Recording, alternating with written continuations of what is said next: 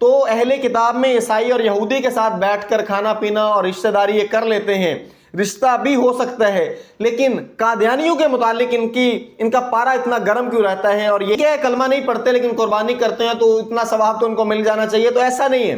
جو شخص پاکستان کے آئین اور قانون کے سامنے ڈٹ کے کھڑا ہو جاتا ہے، اس کے ساتھ ہمارا ادب احترام کا رشتہ کہاں رہ جاتا ہے؟ یا آپ کو جھانسا دے کر آپ کے والا کلمہ بھی پڑھ کر سنائیں گے، یا آپ کو موسیٰ علیہ السلام پہ بحث کر کے بھی جیت کے دکھائیں گے، یا ہم سادہ مسلمانوں کے گھروں میں چندہ اور راشن بھیج کے ان کے ایمان کو خریدنے کی کوشش بھی کریں گے۔ تو ایکسپوز کیجئے ان کو، لوگوں کے سامنے ننگا کیجئے، ان کے عقائد کی پوری وضاحت کیجئے۔ اللہ کی قسم آپ وہ الفاظ زبان پہ نہیں لا سکتے جتنی اس بدبخت نے گستاخیاں کی ہیں اور جگہ۔ بسم اللہ الرحمن الرحیم، السلام علیکم، میں ہوں مصعب عمیر اور آپ دیکھ رہے ہیں میرا آفیشیل یوٹیوب چینل۔ آج کی اس ولاگ میں بڑا اہم عنوان جو ہے جس پر ہم بات کریں گے وہ ہے عقیدہ ختم نبوت کے متعلق، اور پھر جو آج کل ایک فتنہ دوبارہ سے سرگرم ہے اور دوبارہ سے مسلمانوں کے اندر جو ہے اس فتنے سے نقصان ہونے کا بہت بڑا خدشہ ہے، فتنہ قادیانیت، اس کے متعلق بات کریں گے۔ اور پھر اسی طرح قربانی کی اجازت آخر احمدیوں کو یا قادیانیوں کو کیوں نہیں دی جاتی، اس پہ ہم انشاءاللہ بات کریں گے۔ اور سب سے آخر میں چوتھے نمبر پر ہم بات کریں گے کہ اپنے ایمان کو ان ساری کی ساری چیزوں کے موجودگی میں کیسے محفوظ رکھا جائے۔ سب سے پہلے اگر ہم بات کریں عقیدہ ختم نبوت کی، تو رسول اللہ صلی اللہ علیہ وآلہ وسلم جو ہیں وہ تاجدار ختم نبوت ہیں۔ وہ ختم نبوت کا تاج پہن کر اس دنیا میں تشریف لائے کہ آپ صلی اللہ علیہ وسلم کی ختم نبوت کے متعلق کہ آپ صلی اللہ علیہ وسلم کے بعد کوئی قیامت تک دوسرا نبی نہیں آئے گا۔ اب وہ نبوت کی آخری کڑی ہیں اور آپ وہ آخری نبی ہیں جس کے بعد اللہ رب العزت نے قیامت تک نبوت کے سلسلے کو ختم کر دیا۔ قرآن مجید میں 100 سے زائد آیات جو ہیں ختم نبوت کی طرف اشارہ کرتی ہیں۔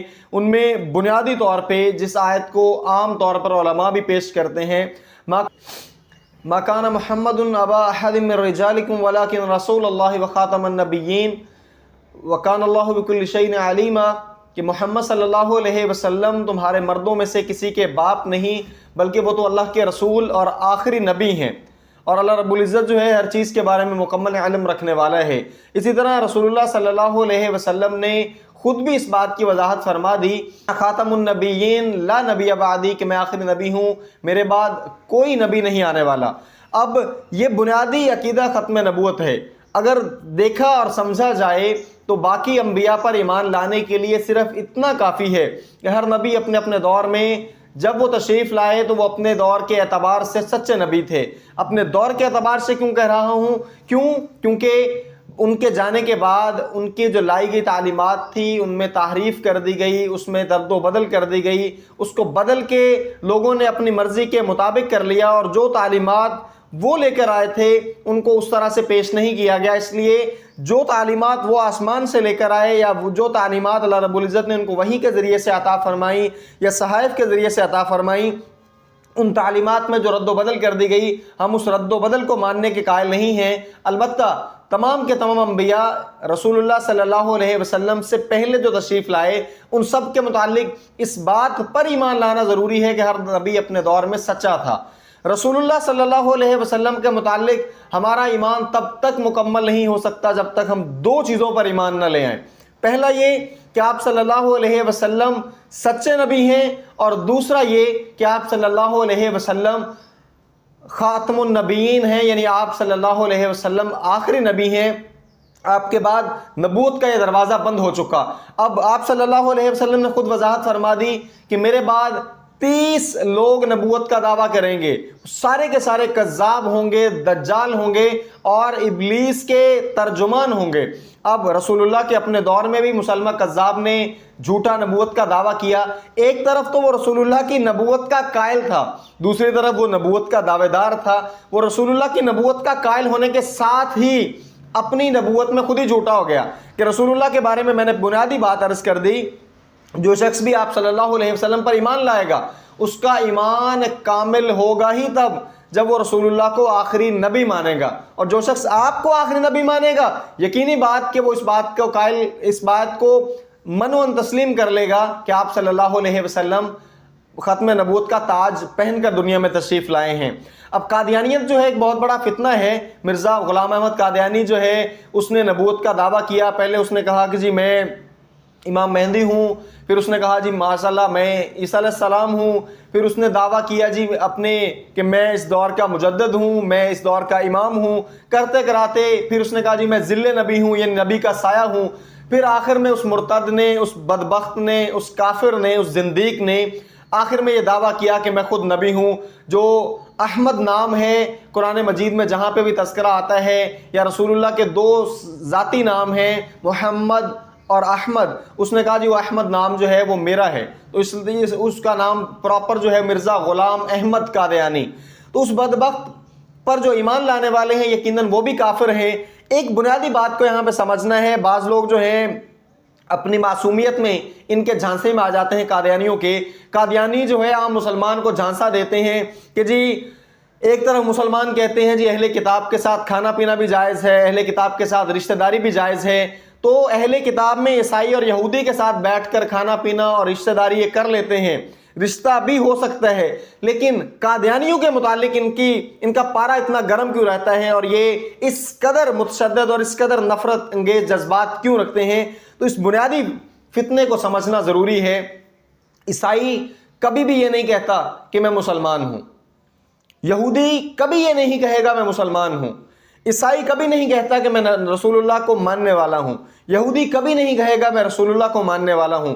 ان بدبختوں کا مسئلہ یہ ہے کہ یہ ایک طرف دعویٰ دار ہیں، کہتے ہیں کہ ہم اپنے نبی پر ایمان لاتے ہیں، دوسری طرف یہ ہمارا کلمہ بھی پڑھنے کی کوشش کرتے ہیں، ایک طرف یہ اس مرزا غلام احمد قادیانی اس ایک آنکھ والے کانے کو ماننے کے قائل ہیں، دوسری طرف رسول اللہ صلی اللہ علیہ وسلم کے کلمے کو استعمال کرتے ہوئے عام سادہ لو مسلمانوں کو اپنے اس جھانسے اور اپنے اس فتنے میں گرفتار کرنے کی کوشش کرتے ہیں۔ یہی وجہ ہے کہ 1985 میں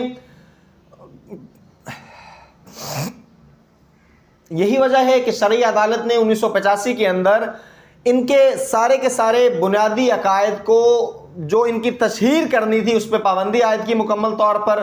2002 میں بھی سپریم کورٹ آف پاکستان نے اس بات کا اعلان کیا کہ قادیانی مذہب کے لوگ، احمدی مذہب کے لوگ، احمدی کمیونٹی کے لوگ اپنی مذہب کی تشہیر اور اپنی ذاتی طور پر جو عبادت گاہ ہے اس کو سر عام جو ہے نہیں بنا سکتے، یا اس کی تشہیر نہیں کر سکتے، یا اس عبادت گاہ کے اوپر مینار نہیں بنا سکتے۔ 2022 میں بھی سپریم کورٹ آف پاکستان نے فیصلہ کیا کہ یہ کسی بھی اپنے کسی بھی مذہبی شاعر کو اجاگر نہیں کر سکتے، یہ پبلکلی کسی چیز کو اناؤنس نہیں کر سکتے۔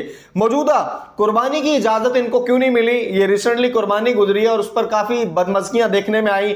2022 میں 23 میں بھی یہ چیزیں دیکھنے میں آئیں۔ فیصل آباد سے، سرگودا سے، مختلف شہروں سے قادیانیوں کو گرفتار کیا گیا اس بنیاد پر کہ انہوں نے قربانی کے دنوں میں قربانی کرنے کی کوشش کی۔ اب اس عام سادہ لو مسلمان کا سوال یہ ہو سکتا ہے کہ اگر وہ ٹھیک ہے کلمہ نہیں پڑھتے لیکن قربانی کرتے ہیں تو اتنا ثواب تو ان کو مل جانا چاہیے، تو ایسا نہیں ہے۔ جو قادیانی کمیونٹی ہے ان کا گلہ بھی یہی ہے، جب ان کو گرفتار کیا جاتا ہے تو وہ کہتے ہیں جی ہمیں عام پبلکلی کرنے کی اجازت نہیں ہے، لیکن اگر ہم اپنی عبادت گاہ کے اندر اور اپنے گھر کے اندر قربانی کرتے ہیں تو ہمیں کیوں روکا جاتا ہے؟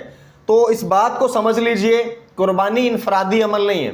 قربانی کرنے کے بعد اسی گوشت کو اٹھا کے اگر یہ مسلمانوں کے گھروں میں دیتے ہیں، اسی گوشت کو اٹھا کے اپنے مسلمان بھائیوں کی دعوت کرتے ہیں، ان کی دعوت طعام رکھ دیتے ہیں، ان کو اپنے فتنے اور جھانسے میں لانے کی کوشش کرتے ہیں، تو پھر یہ بات سمجھ لینی چاہیے کہ یہ 1985 کی شرعی عدالت کے فیصلے کے سامنے بھی کھڑے ہو رہے ہیں، 2022 کے سپریم کورٹ کے فیصلے کے سامنے بھی کھڑے ہو رہے ہیں، اور 2002 والے فیصلے کے سامنے بھی کھڑے ہو رہے ہیں۔ تو جو شخص پاکستان کے آئین اور قانون کے سامنے ڈٹ کے کھڑا ہو جاتا ہے اس کے ساتھ ہمارا ادب احترام کا رشتہ کہاں رہ جاتا ہے؟ دوسری طرف جو قادیانی ہیں یہ گلہ کرتے ہیں کہ جی ہمیں مذہبی آزادی نہیں ہے۔ مذہبی آزادی آپ کو مل جائے گی 1973 کے آئین کے مطابق، جب آپ کو ڈکلیئر کیا گیا کہ آپ مسلمان نہیں بلکہ کافر ہیں۔ آپ آج تسلیم کر لیں کہ آپ کافر ہیں، آپ کی حفاظت پاکستان کے آئین اور قانون کے مطابق بالکل دوسرے مذاہب کی طرح اسی طرح حفاظت کی جائے گی جیسے ان کی جاتی ہے۔ لیکن اگر آپ فتنہ انگیزیوں سے باز نہیں آئیں گے، آپ کلمہ آپ کلمہ پڑھ کے عام سادہ لو مسلمانوں کو اپنے جھانسے میں گرفتار کریں گے، آپ مسلمانوں کے شاعر کا مذاق اڑائیں گے، تو پھر آپ کو کہیں بھی کھلی راہ نہیں ملے گی۔ اب آخری نقطہ جو ہے اپنے ایمان کی ان سے حفاظت ہے، تو مسلمان بھائیوں سے گزارش ہے کہ جہاں پہ وہ اپنے تعلقات نبھاتے ہیں عام مسلمانوں کے ساتھ یا عام مذہب کے لوگوں کے ساتھ، وہاں پہ قادیانیوں سے بچنے کی کوشش کریں۔ یا آپ کو جھانسا دے کر آپ کے والا کلمہ بھی پڑھ کر سنائیں گے، یا آپ کو موسیٰ علیہ السلام پہ بحث کر کے بھی جیت کے دکھائیں گے، یا عام سادہ مسلمانوں کے گھروں میں چندہ راشن بھیج کے ان کے ایمان کو خریدنے کی کوشش بھی کریں گے۔ لیکن خدا را کوشش کیجئے، ایک شخص مجھے گالی دے، ایک شخص میرے باپ کو گالی دے، میں اس کا گریبان چاک کر دوں، لیکن وہی شخص میرے رسول کے ختم نبوت پر ڈاکہ ڈالے تو میرا اس کے ساتھ کوئی لینا دینا نہیں۔ اس بات کو غیرت ایمانی کا ثبوت دیتے ہوئے سمجھنے کی کوشش کیجئے کہ جہاں بھی یہ قادیانی موجود ہیں ان کو ایکسپوز کیجئے، ان کو لوگوں کے سامنے ننگا کیجئے، ان کے عقائد کی پوری وضاحت کیجئے۔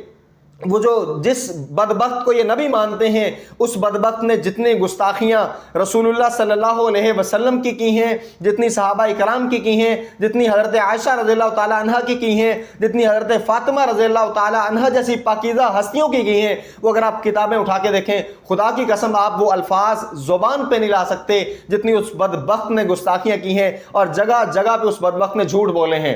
اپنے ایمان کو بچائیے۔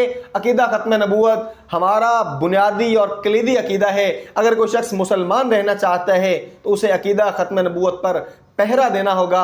تاجدار ختم نبوت زندہ باد، زندہ باد، زندہ باد۔ ہم اسی طرح کے بنیادی عنوانات کو لے کر اس چینل پر آپ لوگوں کی خدمت میں حاضر ہوتے رہیں گے۔ اپنا بہت سارا خیال رکھیے گا۔ آئندہ ملیں گے انشاءاللہ ایک نئی ویڈیو، ایک نئے عنوان کے ساتھ۔ تب تک کے لیے السلام علیکم۔